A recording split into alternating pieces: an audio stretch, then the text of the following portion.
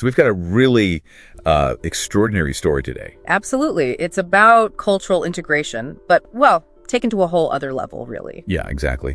We're looking at the story of Eric, a man from Ghana, who's become pretty much an internet sensation in China. Our sources lay out this fascinating journey, and our mission here is to unpack how he managed it, how he didn't just adapt, but really thrived, and what it might teach us about, well, connection and harmony between cultures. And what hits you right away is that Eric isn't just, some foreigner there. They call him the most unexpected and legendary Chinese son-in-law. Wow. It points to this level of immersion that's frankly quite rare. And here's where it gets, I think, really remarkable.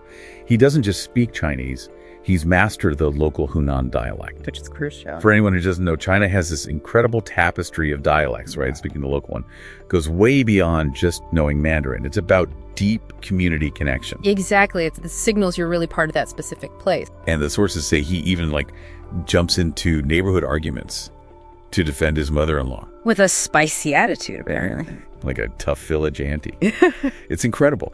His ability to navigate that with that kind of local flair, that authenticity clearly clicks with people. Oh, absolutely. I mean, using a dialect effectively in a local squabble, that shows profound belonging. It's one thing to learn the words, quite another to wield them like that. Speaks volumes. And it's not just talk, is it? His dedication runs deeper. He's fully embraced the rural Chinese lifestyle. Yeah, the farm tasks. Totally proficient. Yeah. Feeding the animals, chopping wood, cooking, planting rice, drying grain. You name it. The sources kind of contrast how effortlessly he manages it all compared to, how someone else might struggle even with, say, basic flat pack furniture. That's a good comparison, actually. And he dances in the village square with the aunties. He does. It's quite the image. So what drove this level of commitment? What was the spark? Well, the story goes it started when he met a young woman from Hunan province. Ah, okay. Love. Yeah.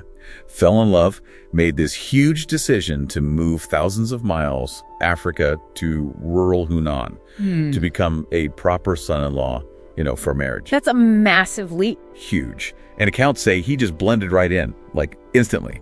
Swapped Mandarin for the local dialect pretty much from day one. Wow. That quick. Apparently so. Yeah. And that authenticity, that quick integration, it just blew up online. Right. The internet fame. Exactly. He became this short-form video star. Yeah. Millions of fans, over 10 million likes. People just loved his fluency and his work ethic. And the humor. Right. There's some great examples. Oh, yeah. His first Chinese New Year, he does the whole traditional kneeling and bowing thing to his wife's grandmother. Super respectful. Then gets the big red envelope. Gets the generous red envelope, yeah. And then he jokingly complains he got ripped off because he didn't get a bride price. Huh. That's brilliant. Shows he really gets the culture, even the bits he can playfully poke fun at. Totally. And other nuances, too, like their child has his wife's last name. Which is quite common in China, yeah. And his online catchphrases are gold. Like yelling, Mom, look, I'm eating prawns in China. Or looking around and saying, Dad, look, I'm surrounded by foreigners. Forgetting he's the foreigner. Exactly. Right. It's just this great playful self-awareness, or lack thereof sometimes. Pure charm. And that viral video where he thinks his wife left and he starts dancing like crazy. I saw that one, and she's still right there watching him. His reaction is priceless. Yeah. Just pure comedy gold. But it's not all effortless, right? The sources mention he does struggle with one farm job. Ah, yes. The pesticides. Grain pesticide. Nearly faints from the fumes, apparently. So he's human. Definitely. Adds a relatable touch. And his devotion to his wife sounds intense. Totally whipped is the phrase used. If she says kneel on a washboard, he's practically already down there. Well, maybe that's part of the secret. But beyond the laughs and, the relatable bits, there's something deeper going on here. Absolutely. Yeah. This isn't just about viral videos.